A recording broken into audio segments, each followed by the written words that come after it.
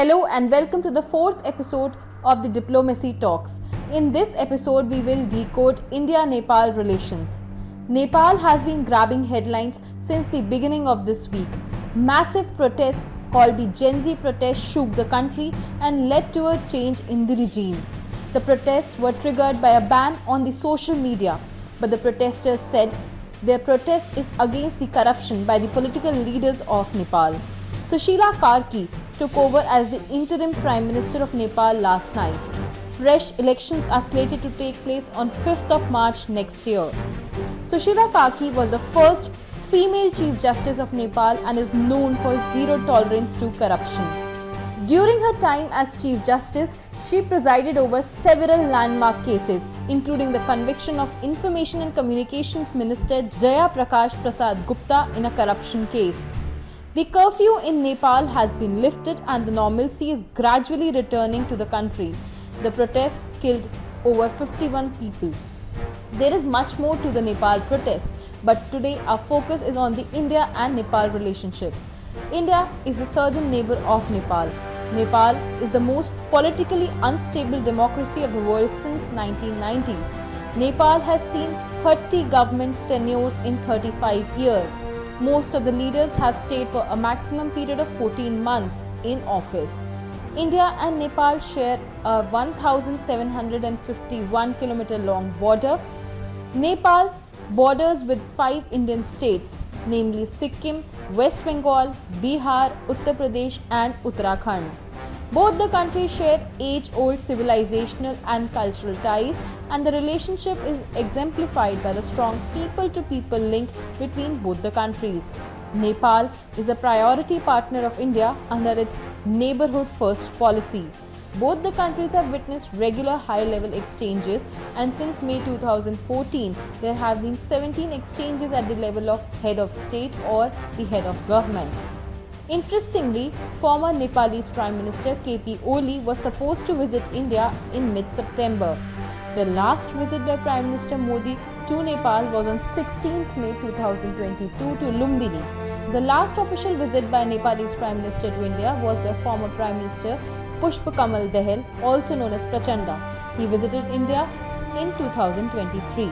Following the re-election of Prime Minister Modi for the third consecutive term, a congratulatory phone call was held between Pushpa Kamal Dahal and PM on 5th June 2024.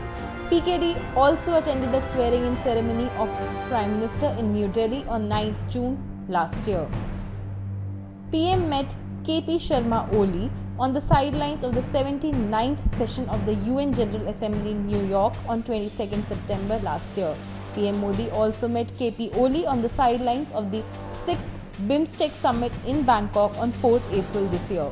KP Sharma Oli also called Prime Minister on 23rd April this year to strongly condemn the heinous terror attack in Jammu and Kashmir and offered his sincere condolences on the loss of precious lives. The Ministry of Foreign Affairs of Nepal also issued a press release unequivocally condemning terrorism in all its forms. Now the question is, why is Nepal important for India? So the answer is, any instability in the country is a cause of concern for India because of Nepal's strategic location. As per defense analysts, the Western Theatre Command of China sits right across Nepal. The route to Indo-Gangetic Plains comes straight through Nepal. The unrest also has implications for the large Nepalese diaspora in India. It is estimated that 3.5 million Nepalis work or live in India. The actual numbers may be higher.